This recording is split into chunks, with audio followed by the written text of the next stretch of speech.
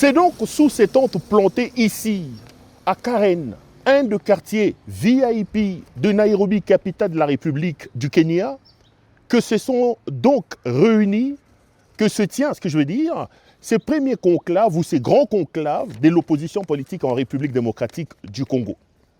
Les opposants venus de partout à travers le monde, que ce soit en Europe, les États-Unis, le Canada, etc., ou même certains qui sont réfugiés ici dans des pays africains, ont donc répondu présent à cet appel de l'opposition politique en République démocratique du Congo.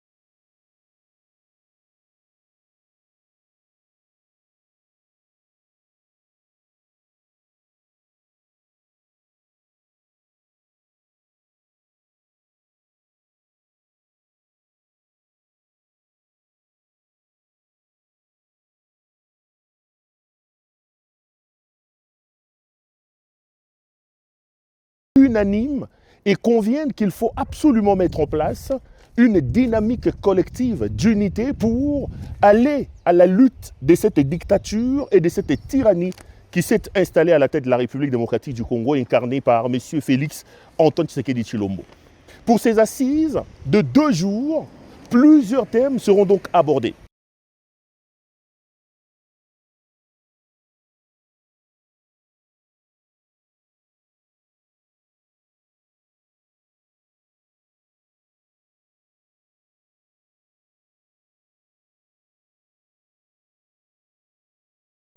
Le programme prévoit donc que la rencontre puisse avoir lieu pour 2 jours. On commence aujourd'hui le 14 octobre pour terminer demain le 15 octobre. Dans l'ordre du jour de cette rencontre de 2 jours, il y a notamment l'analyse approfondie de la crise que traverse la République démocratique du Congo, la définition de la réponse collective apportée à ces jours, à cette crise, les voies des sorties innovantes et efficaces à la crise, mais aussi la déclaration finale. Donc, pendant ces 2 jours, les opposants vont donc faire une sorte de microscope, une sorte d'autopsie de la situation, de ce qu'ils appellent ici la crise profonde de la situation en RDC. Et puis, ils tenteront justement de définir la réponse collective qu'il faut apporter à cette crise qui sévit aujourd'hui dans notre pays. Enfin, au niveau de 3e point, ils vont aborder la question de voies des sorties. Une chose est d'analyser, une chose est de faire le scan en profondeur de la situation, mais une autre est également d'apporter des voies, des solutions pour sortir. Ce n'est pas venir assister, c'est venir participer à la grande rencontre de l'opposition que nous estimons qu'il est grand temps que l'opposition puisse se réunir pour avoir un leitmotiv commun. Et avec cette annonce, avec cette invitation, avec cette participation, du président Joseph Kabila, président honoraire, il était tout à fait normal que nous soyons là pour parler du pays. On va tout d'abord parler de la situation chaotique du pays, de la situation sécuritaire du pays. Et tout cela, et par où ça peut nous amener. Et il est grand temps que l'opposition, nous puissions nous réunir pour que nous puissions forger les bases solides. Une rencontre sans Katumbi, sans Fayulu, sans Sessanga, sans ceci, sans cela. On parle déjà d'un échec. Vous n'avez pas réussi à avoir tous ces gros poids lourds-là de l'opposition. Est-ce qu'on peut parler aujourd'hui de l'unité de l'opposition sans les Katumbi, sans les Fayulu et tout ce monde-là? Vous savez, pour quelqu'un comme moi qui a déjà bourlingué dans l'opposition, ça ne m'étonne pas. Quand nous avons fait les forces acquises au changement avec le président Etienne Tshisekedi, est-ce que certains partis politiques étaient là? Quand nous sommes arrivés à l'invitation du président Moïse Katumbi et du président Etienne Tshisekedi à Genval, est-ce que tout le monde était là? Le MLC était là, l'UNC était là, les gens de Lucien Boussa, ils étaient là. Il y avait beaucoup de gens qui n'ont pas boycotté, mais qui n'ont pas voulu venir. Mais en ce qui concerne d'autres, peut-être qu'ils... Professeur Demi Moulania, vous êtes ici à Nairobi au Kenya où vous participez à ce congrès de l'opposition. Qu'est-ce que les Congolais doivent attendre? Pourquoi vous avez décidé de vous retrouver ici, vous les opposants? Bon, je crois que c'était finalement un devoir patriotique, un devoir patriotique. Le pays se meurt et curieusement, on a un premier problème qui est très important. Ceux qui gouvernent le pays ne reconnaissent même pas la crise qu'il y a dans le pays et plus loin encore, ne reconnaissent pas la gravité de cette crise. Rappelez-vous, le président Tshisekedi s'est retrouvé dans un des pays de l'Europe de l'Est où il avait clairement dit qu'il n'y a pas de crise en République démocratique du Congo. Et un de ses collaborateurs avait même dit qu'au Congo, il n'y a même pas de guerre. La guerre, c'est presque à 2000 km de Kinshasa. Donc je pense que c'était une exigence à un certain moment pour l'opposition politique et la société civile. Bref, les forces vives aussi, de pouvoir au moins eux, en ce qui concerne, elles, en ce qui concerne, n'est-ce pas, la première question, y a-t-il oui ou non crise dans le pays et une crise grave, de reconnaître ou pas, ce que ne fait pas le pouvoir jusque-là. Et deuxièmement, c'est encore important de faire cet exercice d'évaluation. Nous avons des institutions qui nous disent que c'est presque des noms aujourd'hui parce que leur légitimité est mise en cause, non pas seulement parce qu'elles n'ont pas été élues, mais aussi parce que la population ne se reconnaît pas en elles. Et tous les besoins, tous les problèmes de la population restent entiers. Et donc, je pense qu'à un certain moment aussi, il était important que les forces vives, l'opposition politique et la société civile puissent évaluer et les actions menées par le gouvernement, mais aussi d'autres voies de sortie au niveau régional et international pour voir finalement, mais d'où viendra la solution à ce problème du Congo? Certainement des Congolais eux-mêmes. Et enfin, je pense que, parce que toutes ces solutions n'ont pas été efficaces, il faut bien maintenant qu'on puisse réellement faire tourner le ménage. C'est-à-dire, le président Tshisekedi dit qu'il ne fera pas la guerre, il ne fera pas les dialogues avec vous parce que vous ne condamnez jamais le Rwanda. Quand vous dites que vous allez tourner le ménage, c'est quoi? Vous allez rejoindre Corneille Nangaa, que vous ne condamnez d'ailleurs pas souvent, ou presque pas, vous ne condamnez pas le Rwanda. C'est quoi la recette finalement quand vous dites que vous allez tourner le ménage? La question, la condamnation, la guerre, c'est une diversion. Nous constatons que... Le Rwanda n'est pas un pays agresseur, il n'agresse pas le Congo? Non, c'est une diversion. D'abord parce que nous avons été les premiers à exiger le départ de toutes les troupes étrangères de la République démocratique du Congo. Je crois que c'est plus que la farce de savoir si on doit reconnaître ou pas. Pourquoi toutes les troupes étrangères de la République démocratique du Congo? Mais c'est parce que le président Tshisekedi occulte une réalité qui fait très mal au pays. Mais dites-moi, la partie nord de la République démocratique du Congo est sous contrôle de quel gouvernement?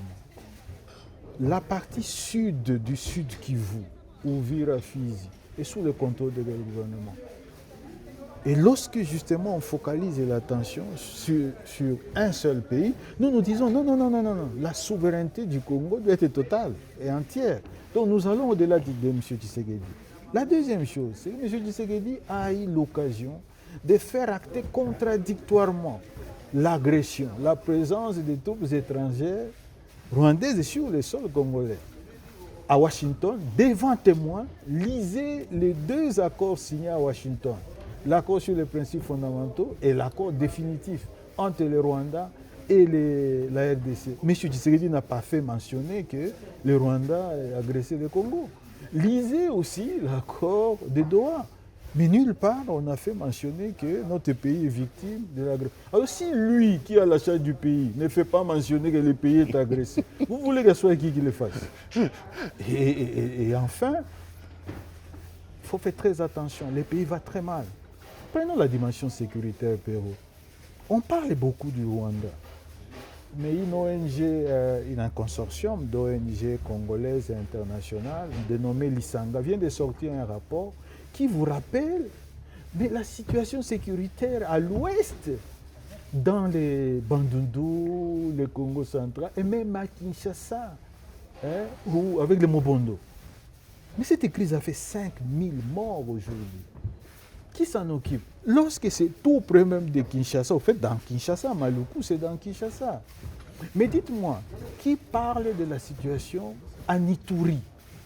En Ituri, où justement, on ramasse des morts tous les jours. Mais la recette, attendez, c'est bien ça. avec le Codeco. Vous savez ce qui est grave? C'est que l'armée considère le Codeco comme c'est supplétif, alors que tout le monde sait justement tous les méfaits de la Codeco.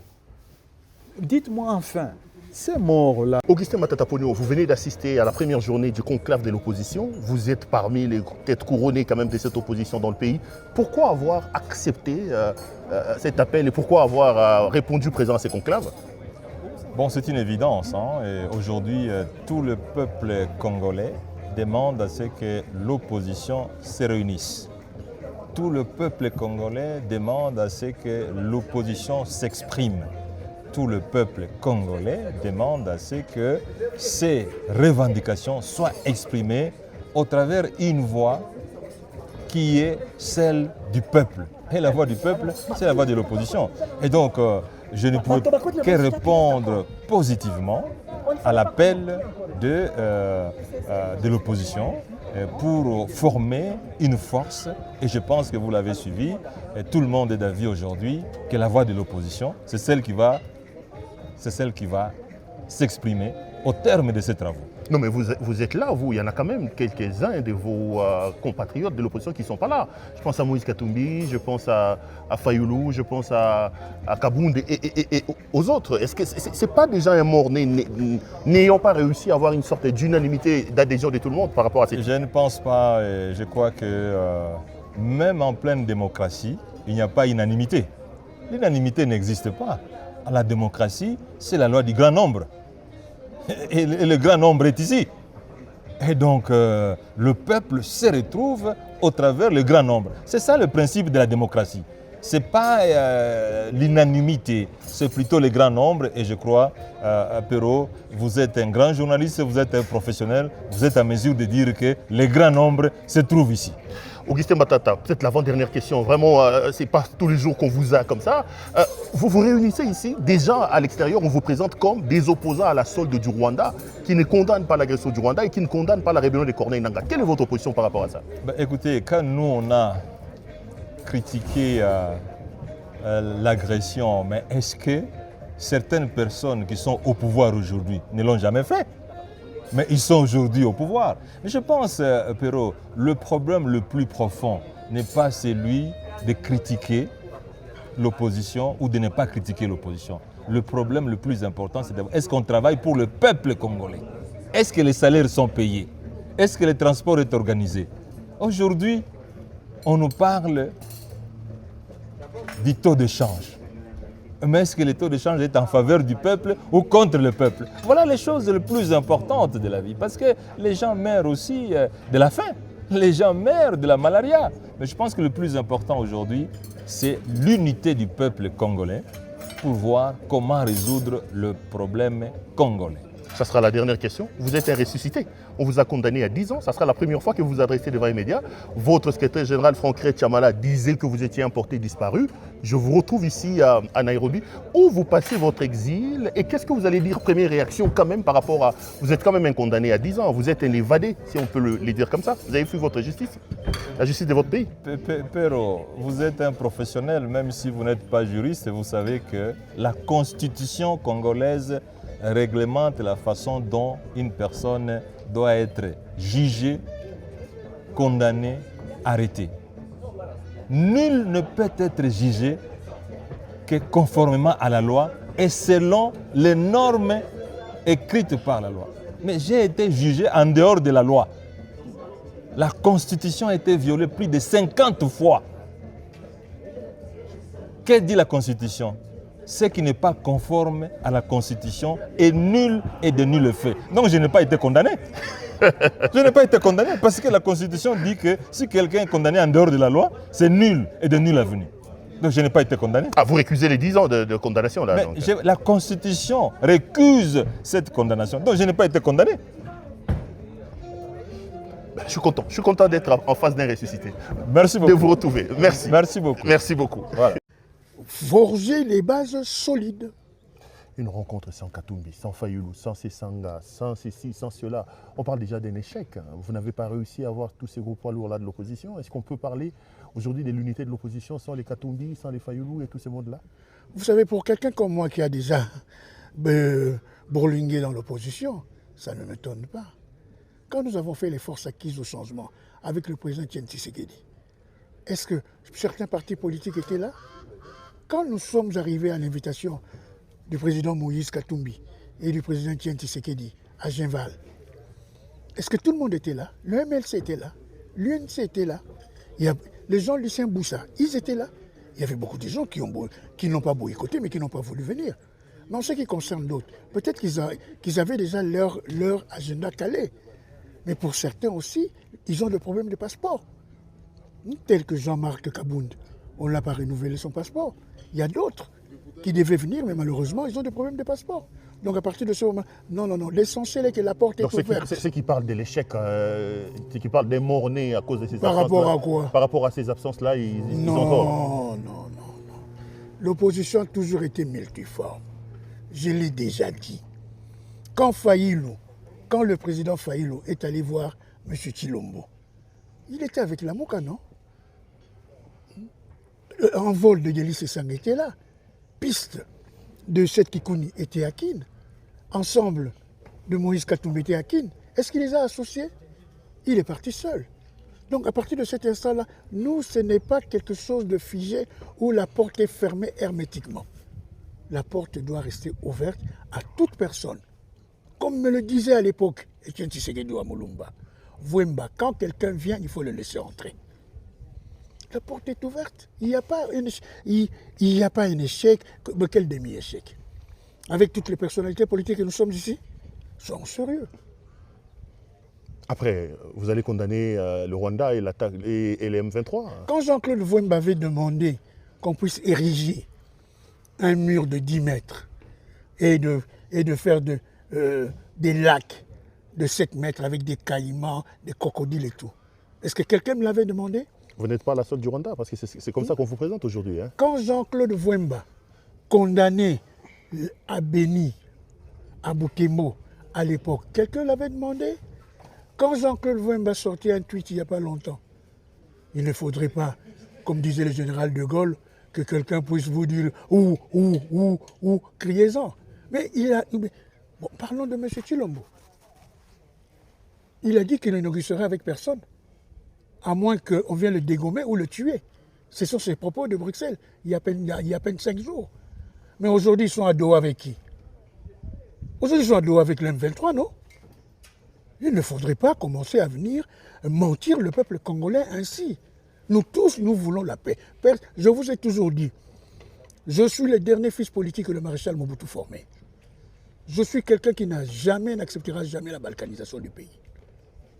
Ça, il faudrait que les gens le sachent. Là où nous sommes, je ne vois personne qui souhaite la balkanisation du pays. Surtout pas moi, Jean-Claude Wemba. La déclaration se terminera à coup sûr demain par une déclaration finale.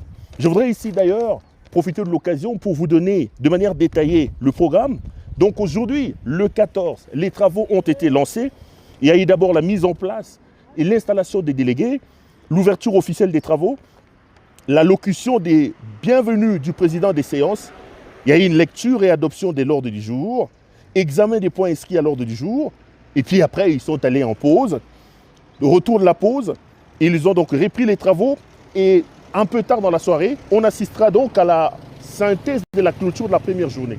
Pour la journée de demain, le 15 octobre, prévue donc comme journée de clôture, il y a d'abord le matin l'accueil des participants et la reprise des travaux, et à la suite de l'examen des points inscrits à l'ordre du jour, une pause café, et en début d'après-midi, les participants à ces conclaves de l'opposition vont de nouveau se retrouver pour la reprise des travaux, l'adoption des résolutions du conclave, l'adoption du projet de déclaration finale, fin des travaux et lecture du communiqué final. Voilà un peu autour de ces points, c'est donc autour de ces points essentiels que s'articuleront les entretiens ou les travaux de ces conclaves de l'opposition. Nous, CPL Télévision, nous sommes donc ici en direct à Nairobi, au Kenya, pour vous faire vivre. Nous sommes au cœur de l'actualité politique à notre pays. On vous fera donc vivre pas à pas cette rencontre de l'opposition. Tous sont d'accord. Il y a une sorte d'unanimité qui se dégage ici. C'est la dangerosité et la toxicité de M. Tshisekedi. Ils conviennent tous qu'il faut absolument mettre en place des mécanismes pour sauver la République démocratique du Congo et le débarrasser de la tyrannie et de la dictature qui le dirige à l'heure actuelle.